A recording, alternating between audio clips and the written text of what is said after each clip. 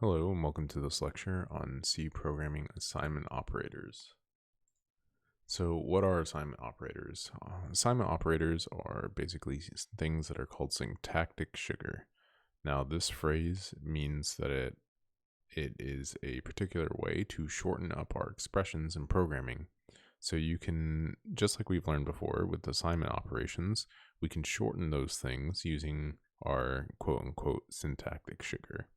These don't really offer much of a benefit for any type of performance gains. It's really just a way of expressing things differently.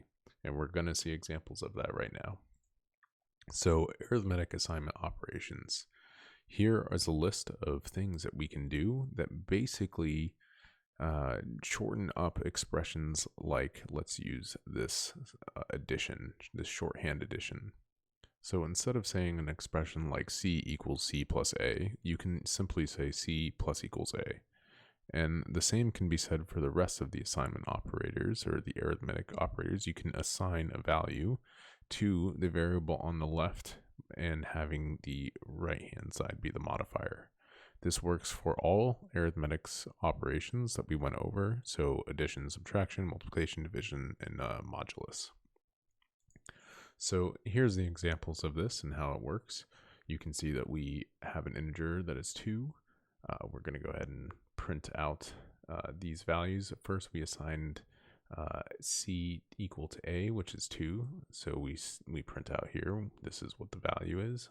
And then we add A to C, and then we reprint it out. And you can go ahead and read through this code. I would suggest typing it out and compiling it yourself and running it to kind of understand the syntax here. So just like in the last lesson that we learned with bitwise operations, we also have bitwise assignment operations. Now these are things such as and, or, and XOR, or the shift operations. So just like the arithmetic operation shorthands, it's the same thing for the bitwise operations. We can go ahead and look at examples of these. So here again, this is examples of shifting, anding, oring, and XORing with our shorthand notation. So I want you to go ahead and take a look at this file. I will actually provide you with a file that has this same information here. And what I want you to do is take each one of these particular expressions and simplify them. Take your time, output the results if you'd like, but just do this as a quick practice on how to use it. You can look at the charts in the previous slides. The slides will be provided in the videos, with the videos. So just give it a shot and see what happens. And we will actually just mess around with these in some code here in a second. All right, let's go ahead and jump into a code example of using shorthand expressions for our assignment operations using either arithmetic or bitwise stuff. We'll try to give an example of all of them real quick, just like we had in the slides, just so that way you can get some practice in. So the first thing we're going to do is go ahead and make our main.c file. We're going to go ahead and open up that main.c file. And we're going to write our regular standard hello world program. That way we can compile it and make sure that everything's working. Now this is a good practice to get into. Personally, this is what I do anytime I'm starting a new project. It's just some type of boilerplate basic code that you have and that you can run, compile, and make sure it's running. It doesn't necessarily have to be hello world, but making it something that you expect is pretty useful. So anyways, that works. So let's go ahead and make an int x. We'll go ahead and say x is something like the value 10. And then what we'll do is make an int y. And let's say that that's 20. So we're going to go ahead and print out x and y just like we've done in the past. So we have x here. Then we have y here. None of this should seem new to you. And if it does, I would say start back off into an earlier section where we go over some of these things. So this should be a %d. We don't want an x. That will print out something that we do not want to see. So pcc main.c, out, there we go. Okay. So the first operation we're going to do is x plus equals y. So we can go ahead and print out that. Let's say x plus equals y. Maybe a little arrow pointing to show, you know, hey, this is what x is, or something along those lines. And then we can even just do this here. Print that out again.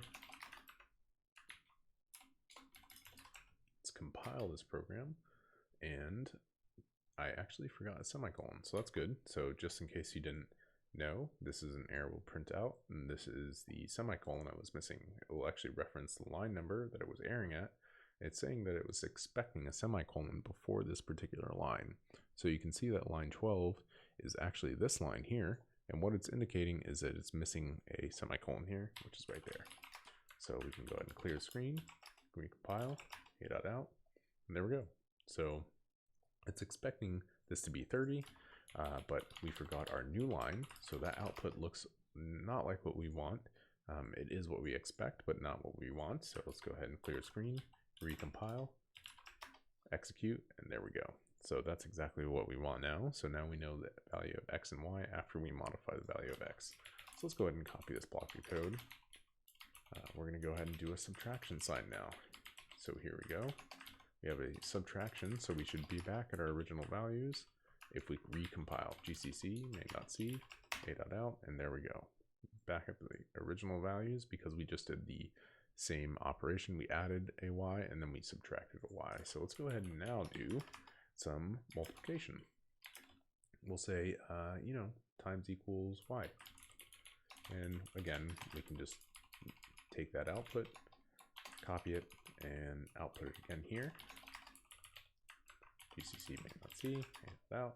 So 10 times 20, 200, right? And then it prints this out. So we can do our division. Division here. Great. So now when we print this out, we should be back where we started. And we are. Great. So everything so far is what we expect. Now this particular one is going to be interesting. So what we're going to do is we're actually going to swap the operations. Let's go ahead and let's get something that we wouldn't normally, I guess we would expect. So like, let's just do this one. Let's say int z, and we'll say int z is the value 21 divided by 10 modulo 10, right? So if we're going to do that, we already have x equal to 10. So z is 21. So what we'll say is z modulo equals x, right? X is 10. So we'll go ahead and say, print this guy. Let's do x, y, z, y, z. And then we'll do this operation. Steal this guy. We actually want this one. So as you can see, I know I'm doing a lot of copying and pasting, but in this level of code, it's not really important to type out these things all the time. I mean, when you're first starting out, it's important to understand how to use these things, but for now it's okay to copy these like print lines because they're not very important, and you should already be slightly familiar with working with it.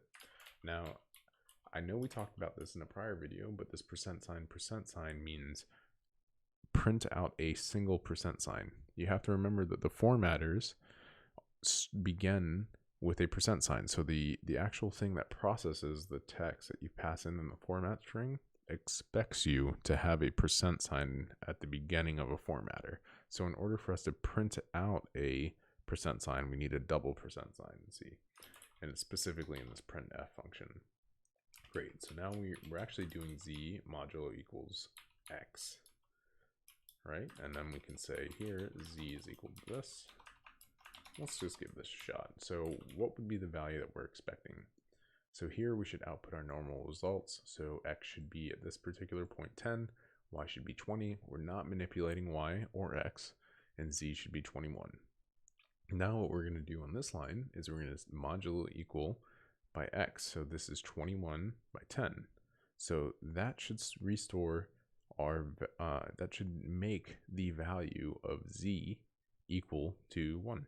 So let's go ahead and test it out. This will dump out what the value of z is, and this will reprint out all of our values. Great. So GCC main.c, a.out, and there we go. It's 1. We printed out the value of 1 again. So now what we can do is let's keep using z because that seems like a good one to use. Let's do z shift equals. We're going to shift it to the left. Let's shift it to the left 2. And then now let's just print out our value of z shifted to the left 2.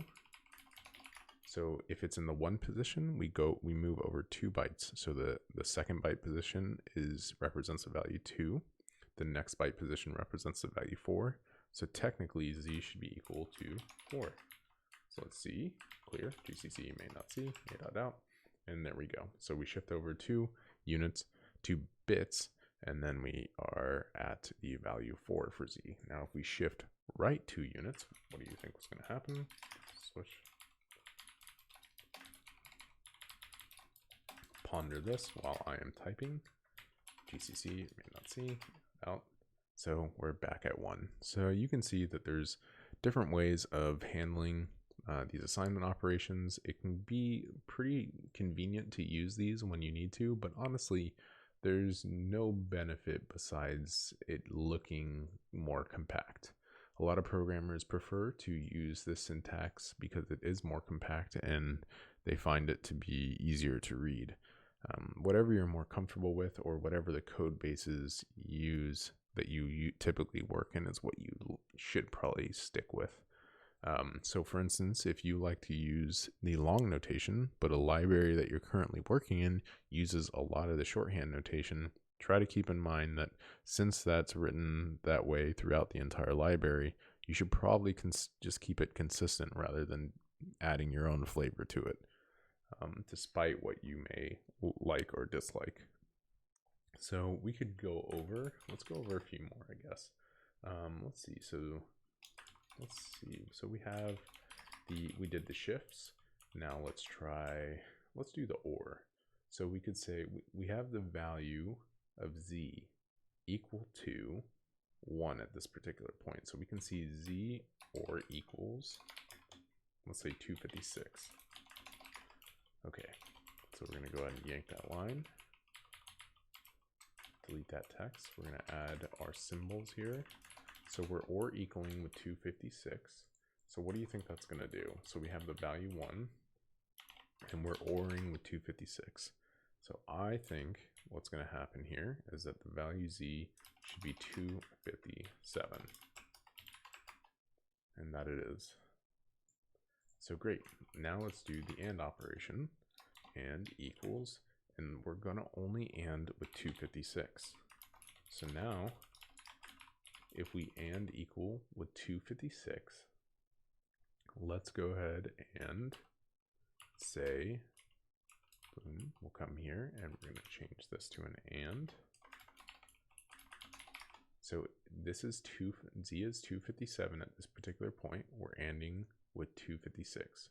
So what should come out is 256 because it should truncate, or not necessarily truncate. It will AND the 2 1 bits, and the 1 bit inside of 256 is turned off. So a 1 and a 0 in an AND statement always will output a 0. GCC main.c, we're compiling, we're outputting, and again, you can see we're at 256. Now XOR is kind of interesting. So if we XOR the value of 256 with itself, so we say XOR equals 256, and we reprint this out, what do you think is going to happen? Take a second. So we have 256 stored here. We XOR. What is an XOR? It's an exclusive OR, just like we went over. An exclusive OR, when we have 1 and 1, will output a 0. So we only have 1 bit on inside of z right now. That's a 256 bit. And if we XOR it with that value, we should get a result of 0. So let's go ahead and compile, run, and we do. So I hope this was kind of insightful. I know it's a little weird to see different syntaxes and they basically do the same things, but definitely play around with this. Use the expressions that we wrote out inside the slides for your challenge. Do that challenge, or write your own expressions that are a little bit more complicated and try to pick them apart into small little steps like this. It'll be helpful for you in the long run for sure. So thanks for joining me, and I hope to see you in the next lecture.